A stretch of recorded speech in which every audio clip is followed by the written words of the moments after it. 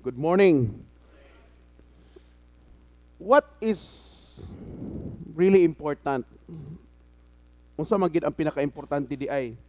Is it listening or is it serving? Ang pagpaminaw ba or ang pagpamati o ang pagpangalagad? No? Because kung tan-awon nato, both are important. Ang duha importante, especially in the kingdom of God. It's very important to serve God, of course, because that's what we are doing. Mao natong ginahimo nangalagad tas Ginoo, ug importante na. But at the same time, it's also important to listen to God. Okay? But what is really important among the two? Let's look at the perspective sa duha. Tanaw na to ang perspektibo sa duha ka klase sa pagpangalagad.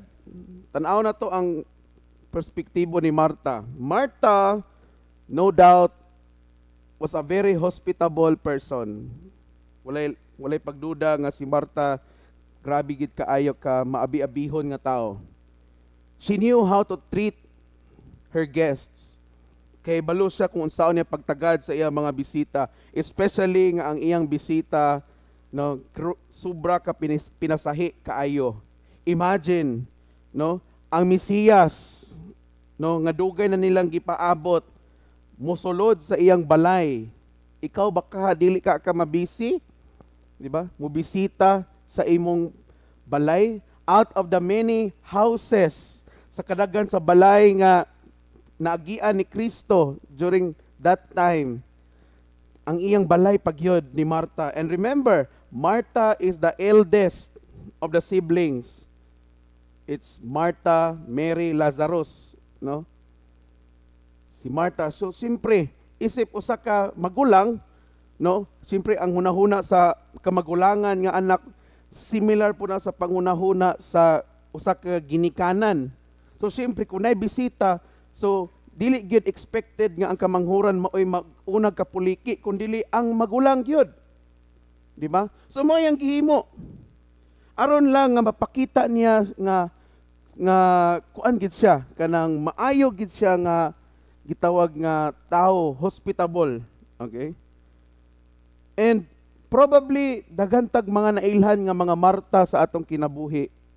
No? Or basig ikaw na. Ikaw si Marta, no, kay kinaiyan ni Marta.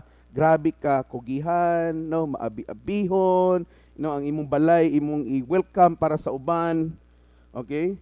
O pinakalabaw sa tanan, ang pinakaimportante nga batasan ni Marta is focus gid kay siya sa iyang gihimo. O kining mga klase nga mga Marta, no, gikinahanglan nato ni especially sa simbahan. No, nakinahanglan ta og mga Marta og kasing-kasing, Marta og nilihukan nga mga alaga diya sa simbahan. Dili na pwede na magpatanga-tanga, no? I don't know what happened to Lazarus during this time. Wa ko kabalo kung say nahitabo ni Lazarus, basin asa ba ka nanilingan siguro ni, no? But in the kingdom of God, you know, if you are serving God, it is very important nga naatay kadasig sama ni Marta. No, abdik ta sa pagpangalagad sa Ginoo. Sa term pa na sa akong papa, dili mga huyot-huyot, no? Dili daw mga luya-luya, mga bayuton ba? Mamanto yung term. No, dili mga huyot-huyot nga mga alagad sa Ginoo. No?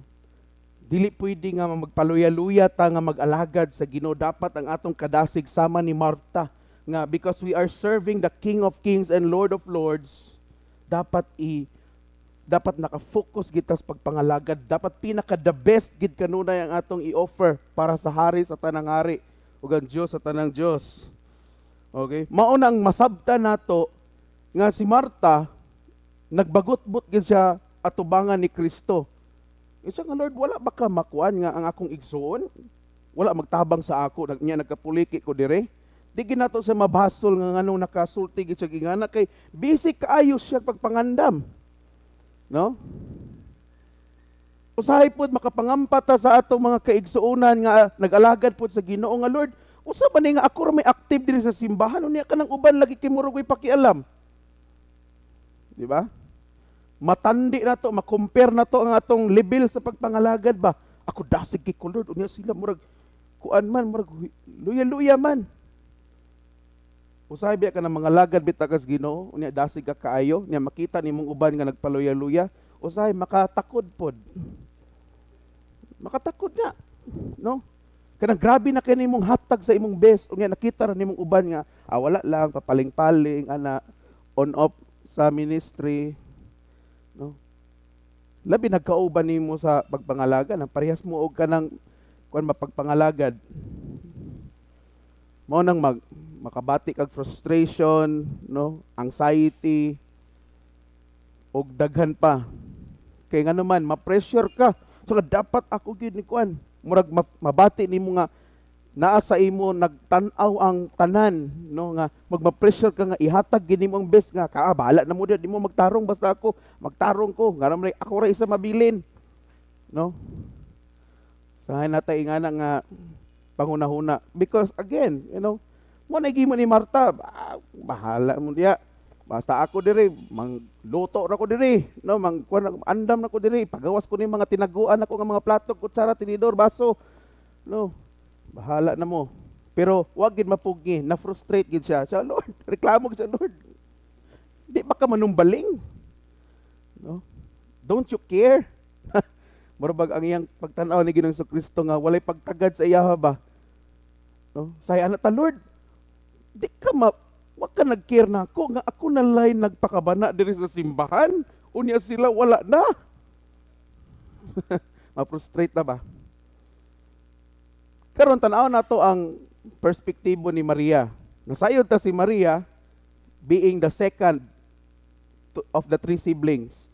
Siya ang sunod nga kamagulangan. Unsay gihimo tuwa sa tiila ni Kristo, namati. No, namati sa bisita. No? Sa setup sa usa ka restaurant, kung magtukod kag restaurant, naay duha ka importante kaayo nga bahin sa restaurant, ang front ug ang back, ang atubangan ug ang luyo. Nganuman tungod kay the front mao diha nimo dawaton ang imong mga bisita, diha ka mag-entertain, no, diha ka magsulti sa ila na may bakante nga lamisa, pila ba ka oras sila angay maghulat, while the back, while ang likod naa diha ang kusina, no. Asa ba mo kitag kusina nga naa sa tunga sa restaurant? Na gina permis likod nakatago. Kay dito tanan himuon ang trabaho, dito tanan lutuon ang angay lutuon. So importante kaayo ang duha, okay? So si Maria, no, murag siya nag-entertain kang Kristo, no?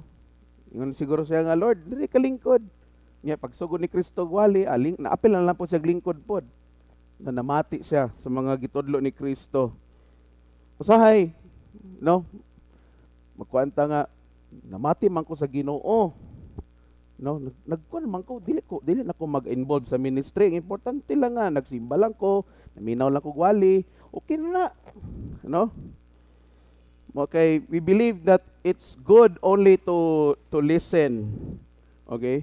Pero unsa ingon ni Kristo kang Marta, gipili ni Maria ang labing importante nga himuon og walay makakuha niya ani, no?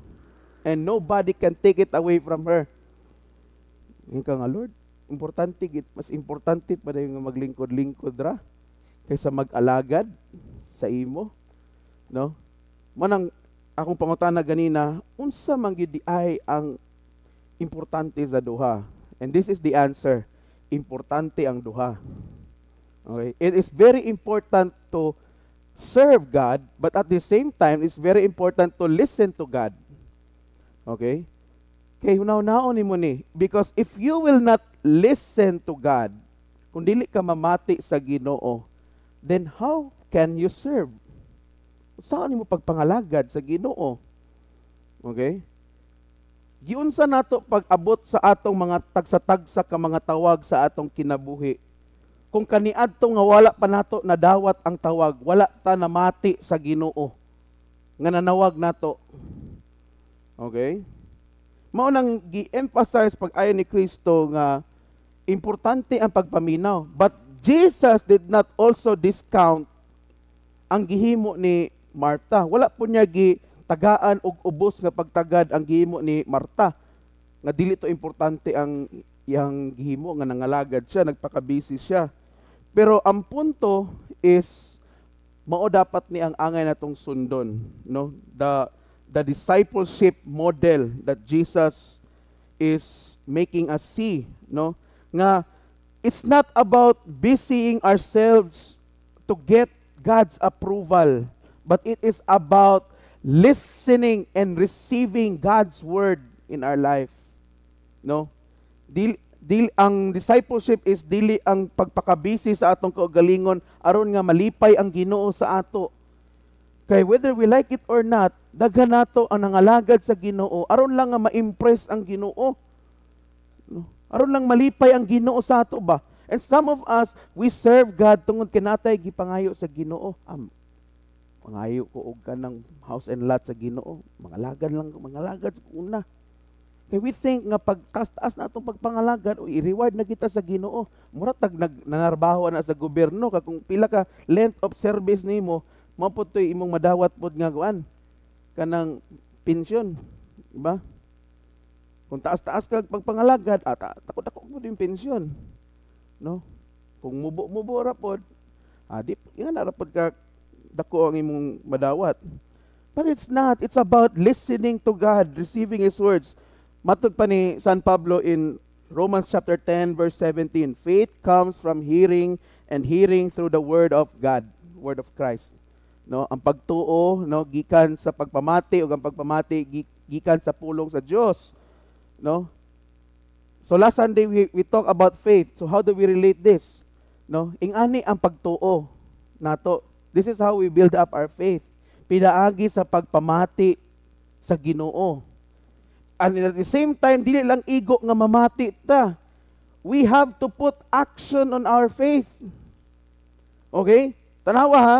Martha listened to God. Okay? So nadawat niya ang pulong ni Kristo. Kana nga picture, it pictures us nga kita pod, we hear God through His word.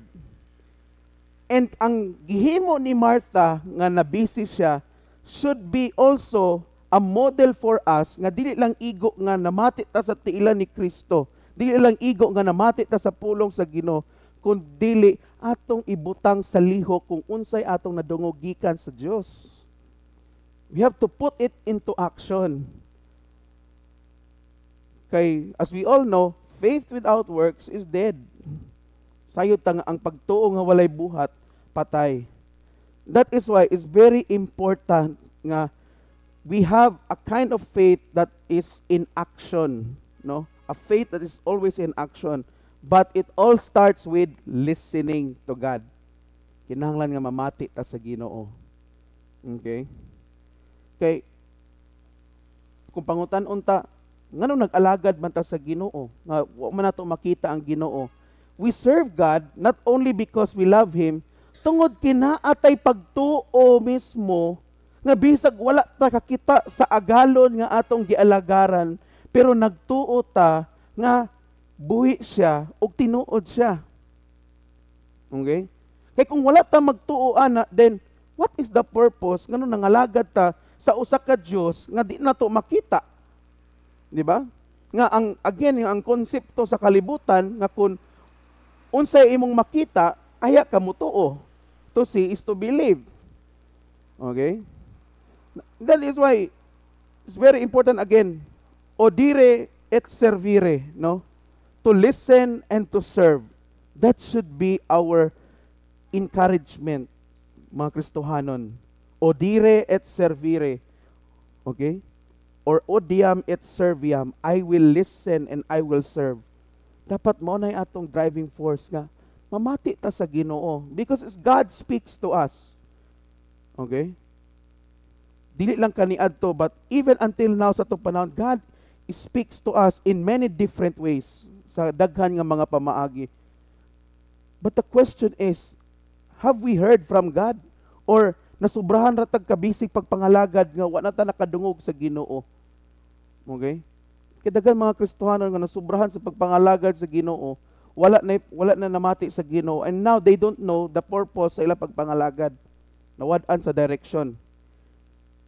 Because kinahanglan ang atong pagpangalagad dapat consistent pod na sa atong pagpaminaw sa Dios. No? It's very important to do both. That's the challenge sa ato nga mga Kristohanon karon nga panahon. Are we ready to listen? And at the same time, are we ready to serve God? Amen ba? Please stand.